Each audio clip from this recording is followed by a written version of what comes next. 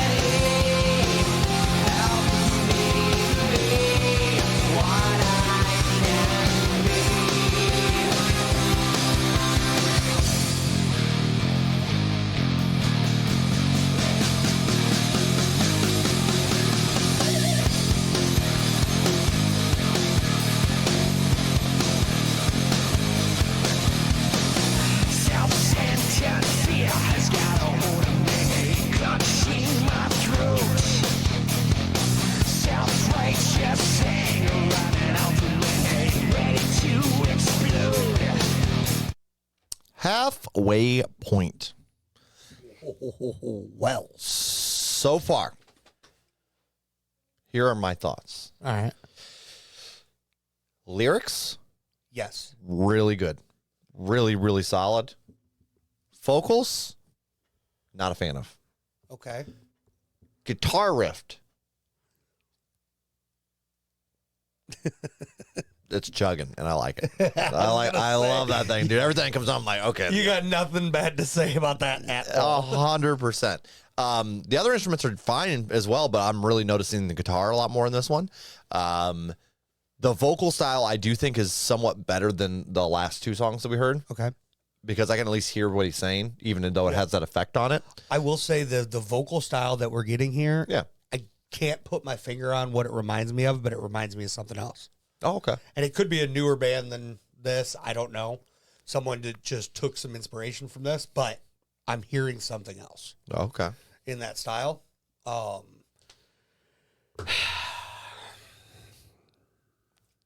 Ready for my biggest complaint? The intro. Yeah. Can we just cut the first minute out? Like, all we were hearing was somebody walking in the street or wherever.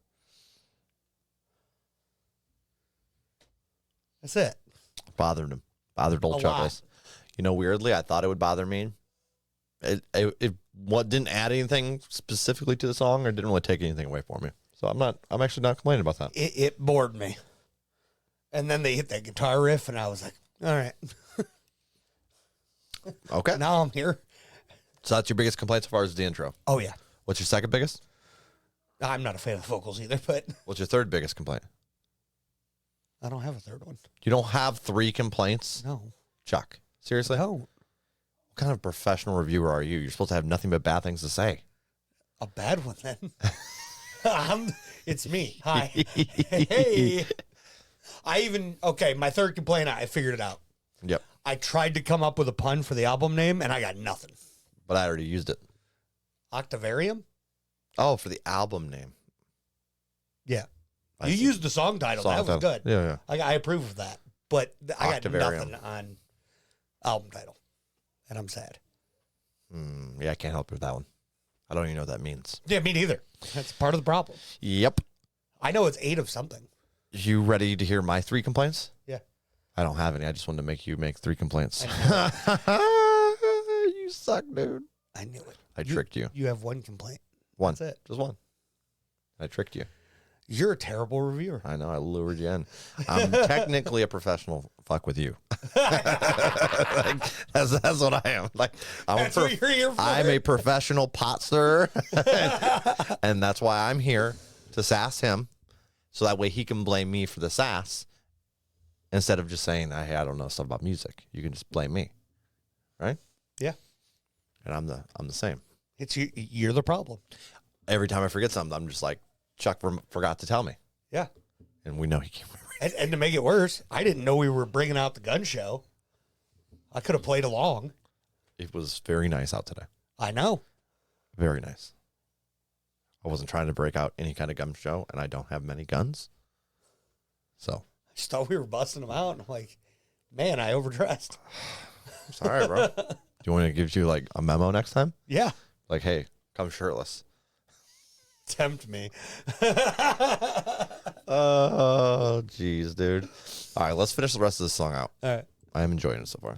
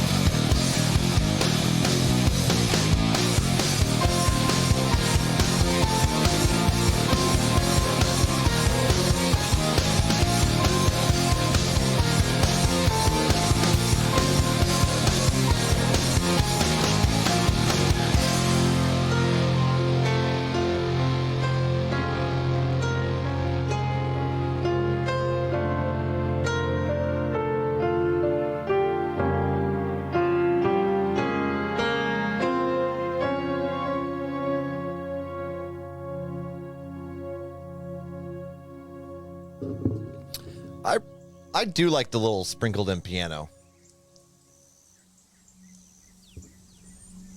Our sweet spot right here, bud. His nature.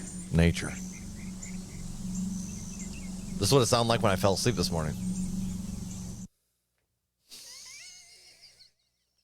That's what it sounded like when I woke up this morning. That's about the same time, I think. You want to hear something hilarious? So I woke up, I fell asleep for like an hour, maybe. And my kids are getting ready for school. And I woke up on the couch and my daughter's eating these little glazed donuts. I was like, are those good? And she shoves one in my mouth. And I was like, just woke up. I'm like, that's the best thing I've ever eaten. And then she like gave me like two more spread out throughout like ads before she left. And I was like, I just woke up. Oh, yeah, it's pretty good. Wow, that was solid. That was a solid little donut. I will say, waking up with your kids in your face is an interesting experience. Yeah, that one time you crashed on the couch, I'm like, dude, they will harass you until you wake up. So, and I just wake up, and there's a face in my face. They're messing with you. Wasn't that after one of our get-togethers, too? Yeah. Like one of our guys' nights? I'm hungover. Yeah, yeah. And there's just a little kid's face. You're like, hi, kids. Yeah, I'll tell you, it'll sober you up real quick. It does. It does. Funny enough about that, that's why I end up staying up for like 3 or 4 hours sometimes after our guys' nights end and everybody's sleeping and I'm cleaning everything because the kiddos will get home. I know I won't be awake, so you got to clean everything up. Yeah, that's funny. That's fair. But yeah, that cracked me up. You're like, your kids, you were right. They woke me up. Oh yeah, and they did it on purpose. Of course they did. They're over here poking my nose. They're my kids. I've trained them well, dude. I've trained them well to wake you up. I really like that outro. The outro was tight. The scattered piano throughout. There was a few like just notes earlier in the song, and I'm like, okay, but I did like that. There added a certain chaotic element and to it. And speaking of chaos.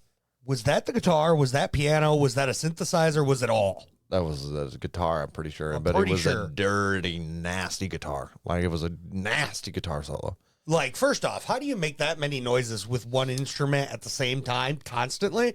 Impressive. Then, when you put it in my headphones and it's bouncing between ears.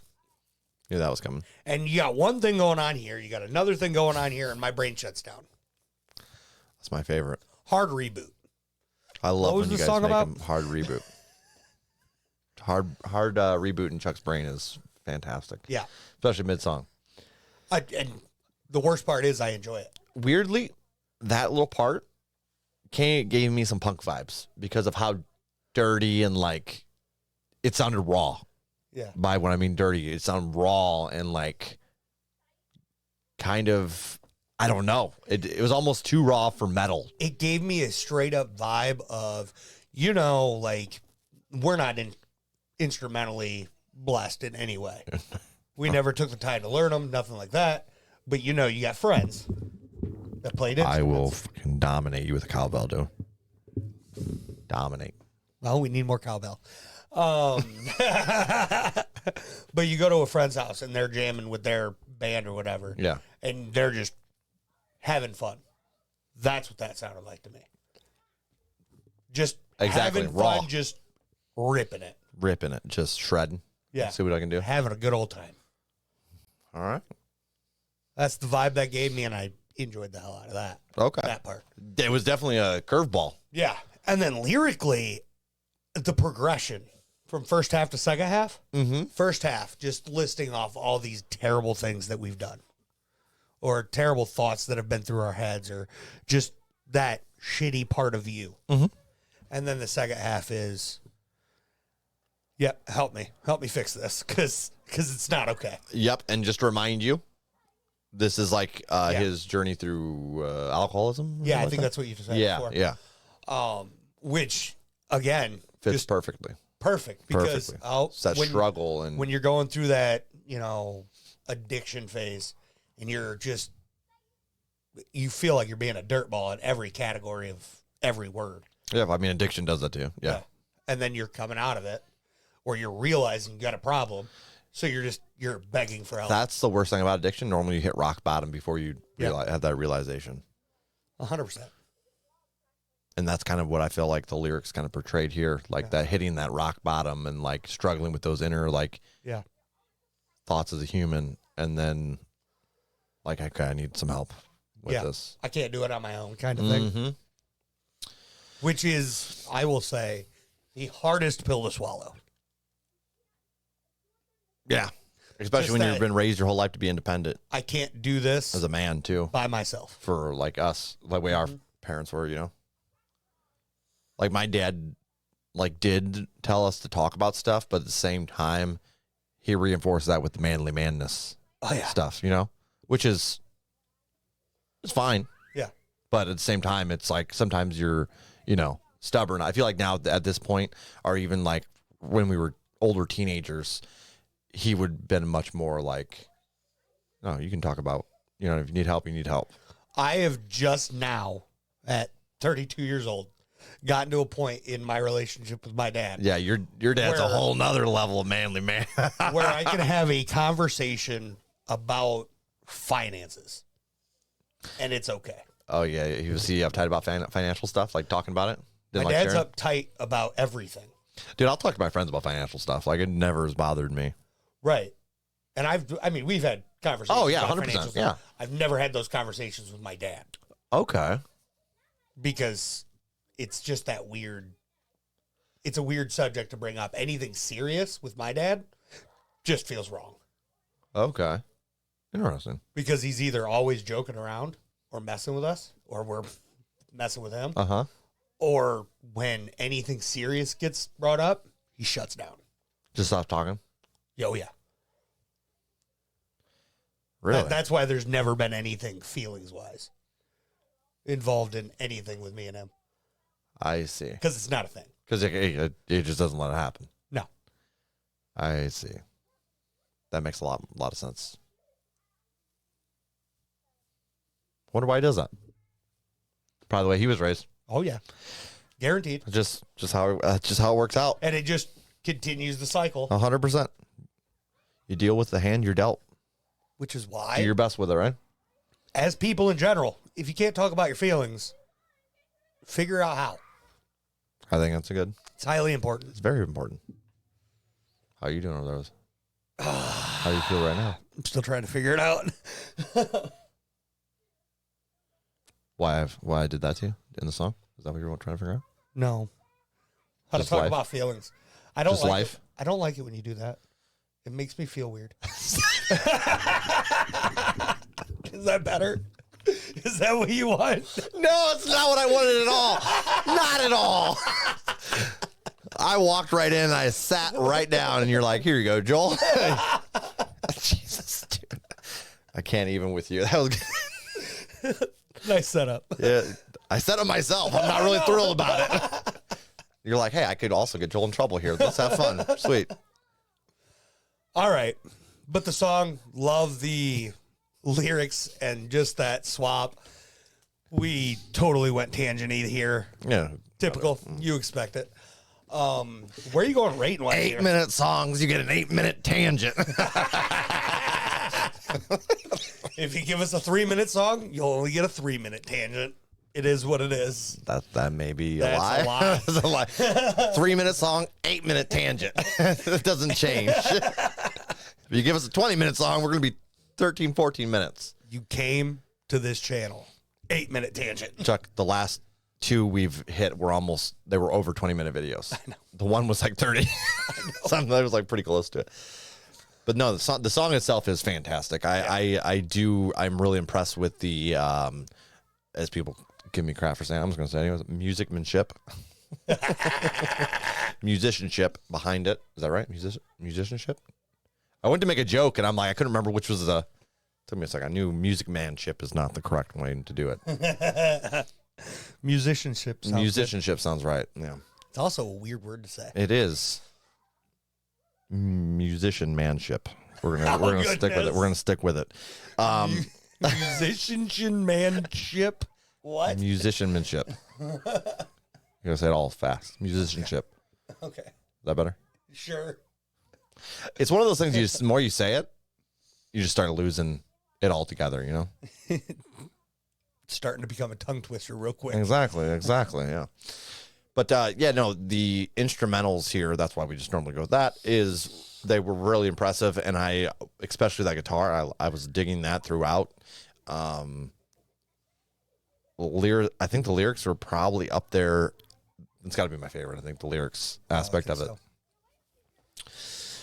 Vocally, I'm still not sure, but rating wise, where are you gonna go? I'm gonna sit. Is this above or below?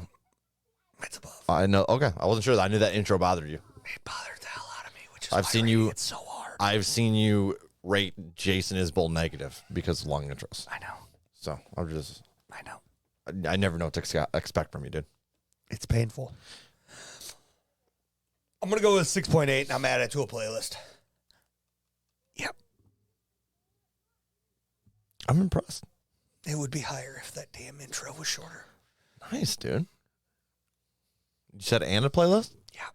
You're gonna hate your life when that pops on, though. I know. I'm gonna hear a person walking and just be like, nope. Now, I am gonna make the correct decision here. It's gonna get a 6.5, but it is going in a playlist. We made the same decision. Yeah. That's the only way you're ever gonna hear me say you're right. So just buckle up, okay? All right. Well, Thank you, Ren. We love you, bud. That's our reaction to The Root of All Evil by Dream Theater. Until next time, peace out.